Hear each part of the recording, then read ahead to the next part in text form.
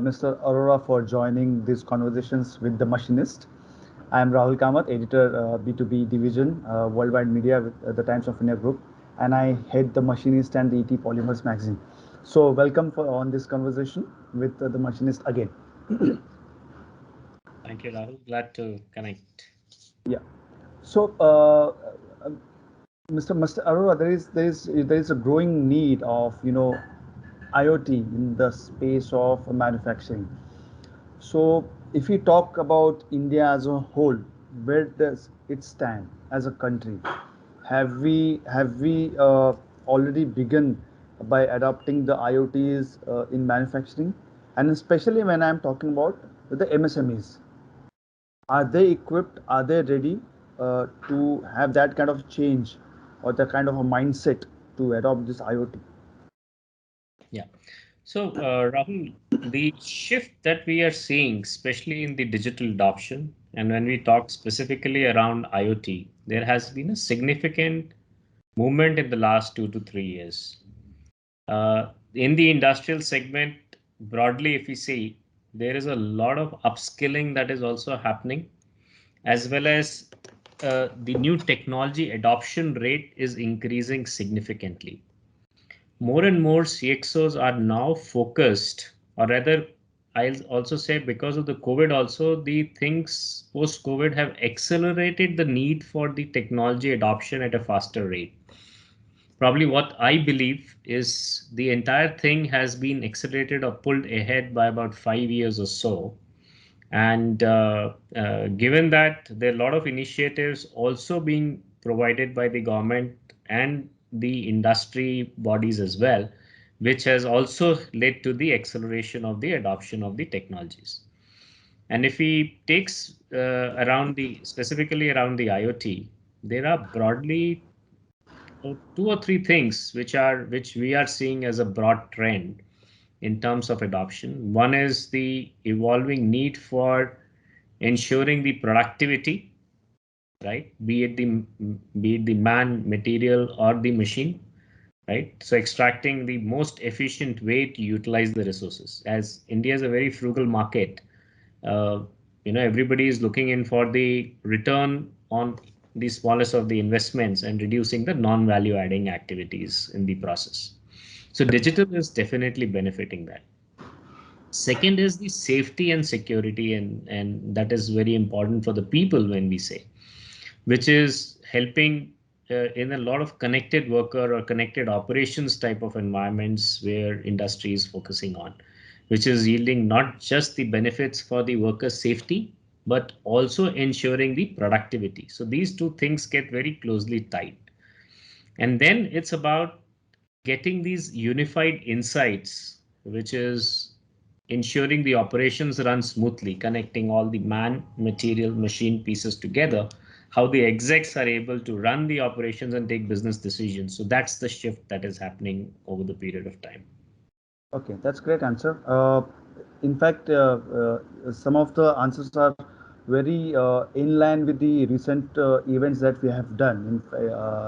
Recently we have done the Super Shop Floor Awards, and previously that promising plants where one of the panelists, not one of them, most of the panelists' views are in line with what you have just said. So yeah, but going forward, how Tata Communications have been enabling enterprises to derive these unified insights as far as the IoTs are concerned. Is it been difficult for you, or is it been easier for you to? Again, my question is towards the change of mindset, because Indian manufacturing industry is mindset is set unless and until you do it in person, unless and you do it on the shop, the results are visible. However, when it comes to IoTs or the virtual, they don't get that kind of feeling. So how it was difficult or how it was easier for Tata Communications to change that mindset? Yeah. So I will step a little back, say assume a few years back or maybe 2 3 years, let's say. The Indian ecosystem, especially, is a very fragmented ecosystem in terms of startups. Roughly around 70% of startups are there. Now, the solutions which enterprises are looking, as you rightly said, are more towards a bigger gain or a benefit across the organizational benefits. The point solutions sometimes don't help, right? A one device or a two device in a particular technology shift, they may not help in achieving that. So what we have done, especially to enable it, we have like the network layer is the definitely the backbone. We have an ecosystem of devices. We have rather gone and invested in order to cater to the Indian market and the needs of the industry segment. We are designing in-house, as well as it's a Make in India, Design in India initiative, with a lot of these products are designed to cater to the industry needs. We have built a platform. So these fragmented ecosystem can join together on one particular platform and form a thread. And with that application insights and the analytical insights, we are providing that end-to-end solution to the customer. One thing to note here is the change management aspect, because the adoption, because once they know that technology has to be adopted, the change management aspect becomes the key. So what we have done in some of these engagements, we have also enabled through a long-term managed services model, where we are providing a handholding of technology introduction, technology adoption, as well as the organizational change management aspect of it, which helps adoption at a faster rate by also looking at the benefits of the value that's being derived. So we do the baseline and help with the value achievement. So how much of the benefits that's been derived? Like in certain cases in industrial segment, we have seen cases of productivity improvements by about 10 to 15% when it's compared across plants, by saving human lives, or the preventing the near miss incidents running into a few tens and hundreds of numbers when we calculate in terms of the overall scenarios.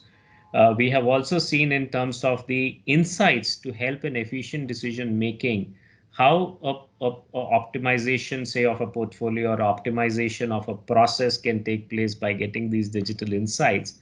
And even from a holistic standpoint, one gets to know a very comfortable position of reassurance that it's supported by data and facts. And that's how, this change, as you had mentioned, is being driven through.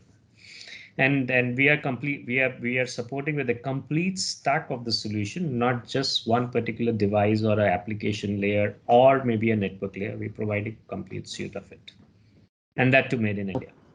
Oh, lovely. That's good. That's good. Yeah, obviously, Atmanirbhar made in India is something that we are, the India is going gaga over. But however, uh, the three M's, the man, machine, and material-centric fluid solution.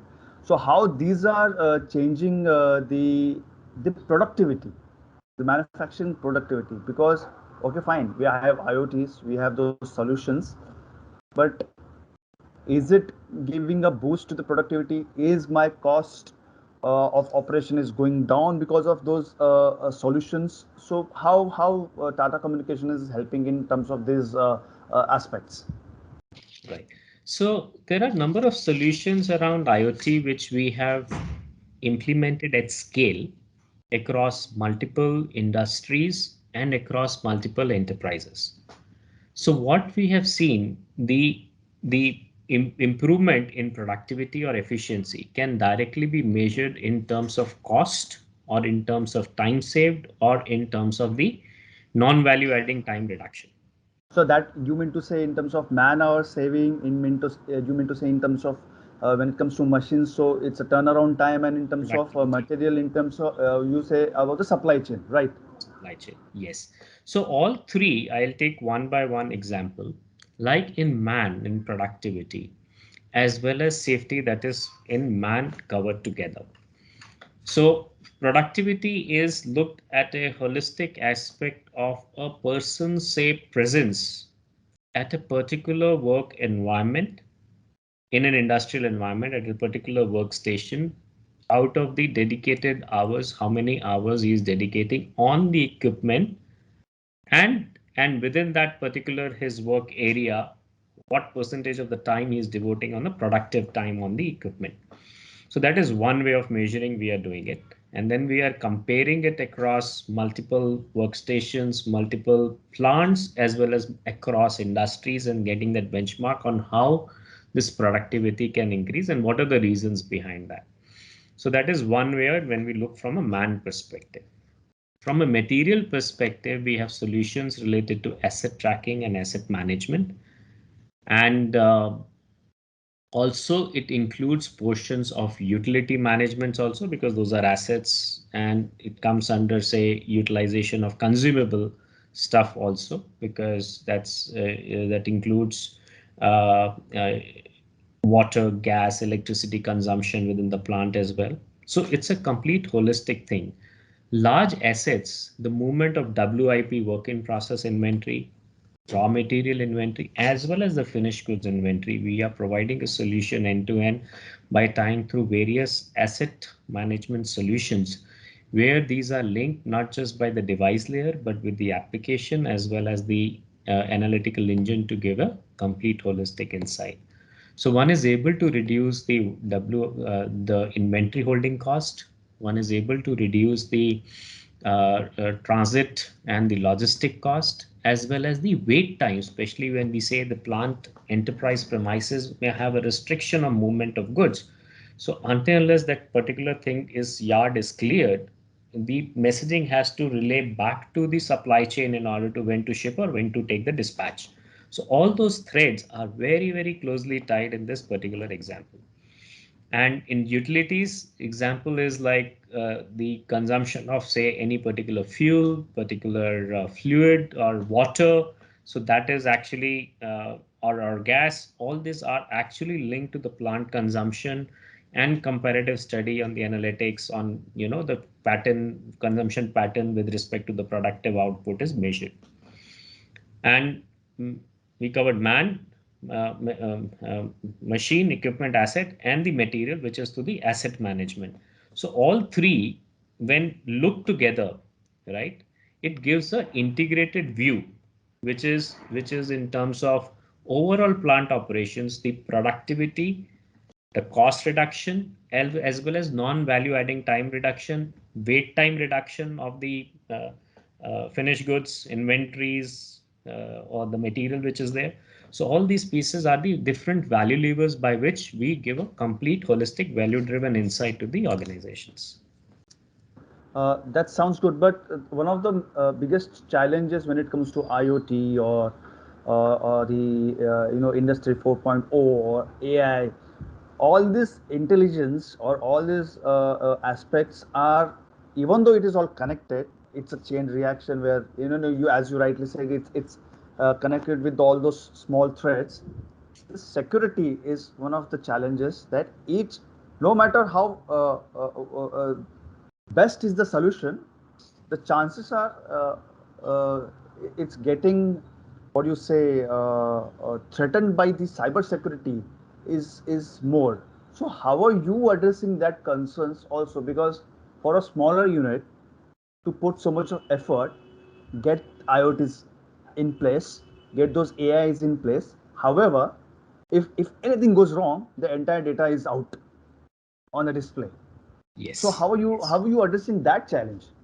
Yes. So threat will always remain. And if you look at not just India, but globally, the threat for IoT has been significant. And in fact, it's always a race against the hacking versus the development. So we definitely look into multi-faceted deployment parameters, which not just includes the list of, like the standard procedures of encryption, to secured backups, to securing the network, to securing the device usage, creating a firewall, demilitarized DMZs zones where the entry restrictions can be there. Plus, there are a constant evolution of the shift of the security parameters, vulnerability assessments, the threat assessments. So like in any of these cases, we do also witness these, but we block them right at the stages of our different checks and different circles. It's like the rings. So the rings that they say IoT operations is at the core. There are multiple rings which are securing different layers, and we try to defend off the multiple threats from those security aspects. And touchwood, so far it's been safe enough operations. Mostly when I say in terms of the deployment, in terms of running the operations, as well as in terms of delivering the output, so far it has been secured. Okay, so can you give us an example where, when we talk about, man, machine, and material-centric aspects? So could you please give us an example where these three elements have benefited any of the enterprises, and you have a case study to showcase? So, like in the man material machine, there are large implementations which are there. I'll take an example of say a resources company where we have deployed the solution at scale covering across 130,000 workers, and where the solution is helping benefit saving around number of lives as well as productivity enhancements across the various plants in the ranges that I mentioned. These are approximately spread across 20-25 different locations, covering maybe around a few tens of plants, or maybe touching about near about 100 plants or so, 100 locations within that particular zones. And then these are then linked together from, say, safety, productivity, as well as the material movement, which is done by the asset management part of it, asset management and the inventory management. So all these pieces then are tied together on centralized dashboards, which we also provide as consumable APIs, also to integrate with the client's SAP ERP systems, where they can integrate with their day-to-day operations and day-to-day reporting functions with respect to those any deviations or movements running around those. Superb, superb, superb. So, the Tata Communications have ranges of clients. So, which sectors you guys cater belongs to more? Is it more of on a manufacturing side, or on a more of a digital side? So we are present across a number of manufacturing sectors. We are present as well as in the smart cities, smart buildings. Manufacturing, we cover both discrete as well as continuous manufacturing.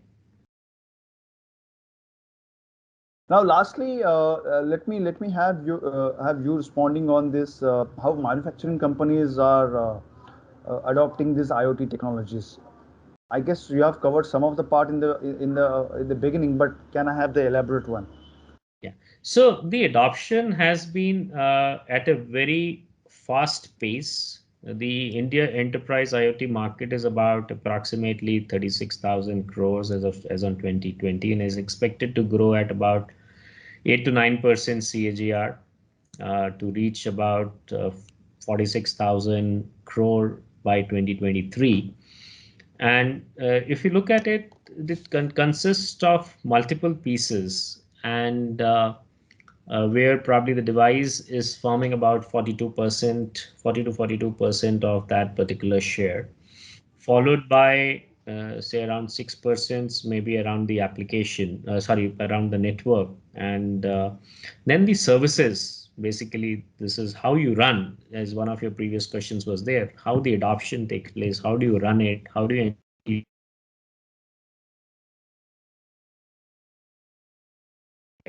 revenue share.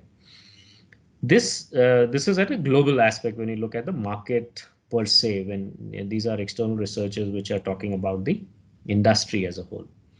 In fact, for us also, from our side, from our perspective also, we are seeing a growth where the customers, the enterprise segment, is looking for a holistic solution, not just a point solution with a device or just the network or just the application. They are looking at an integrated thing to run. Say the statements are clear. I need to increase 10% productivity. I need to reduce my near miss incidents by 50%. I need to ensure my visibility of my assets.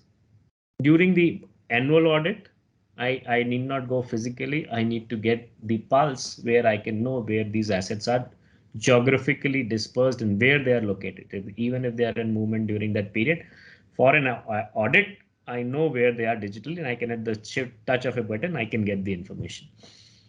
Then similarly in the logistics, the similar thing where they are more moving towards reducing the inventory holding cost, inventory lead time, inventory turnaround time. So those are specific parameters being called out. All right. Thank you, Mr. Arora. That was indeed very elaborate points that you have made it on the adoption of IoTs in the manufacturing sector. But lastly, I want to ask you, who are your global clients? How globally this adoption has started taking place vis-a-vis India? Yeah. So we have started this year going global, this financial year. In fact, we have started especially to go in the smart cities to begin with. The enterprises, we are shifting towards a gradual shift between this year and next. And that's how we are seeing a good traction, just because if the product, what we believe, given my experiences, I have worked globally, a lot of products traditionally used to get developed in the established markets. Then they used to come to emerging markets for adoption. Now the trends are changing. The products are developed in the emerging markets. They are developed to take care of the needs Exactly. of global customers. And that's how if one is able to prove that in this market at scale, they are then adopted by the established markets. And that's how we are, it's a reverse shift where So we it's are now into the picture. so it's more of a startup culture, right? Which has, Yes.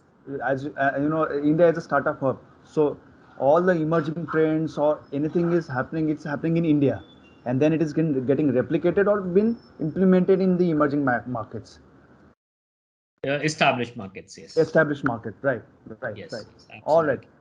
Thank you so much, Mr. Arora, for joining us on this conversation with the machinist, and thank you so much. Thank you, Floyd, and thank you, Thank you. Akriti. Thanks, Rahul. Thanks for your time. Thanks, Floyd. Thank Thank you. you. Thank you, Rahul.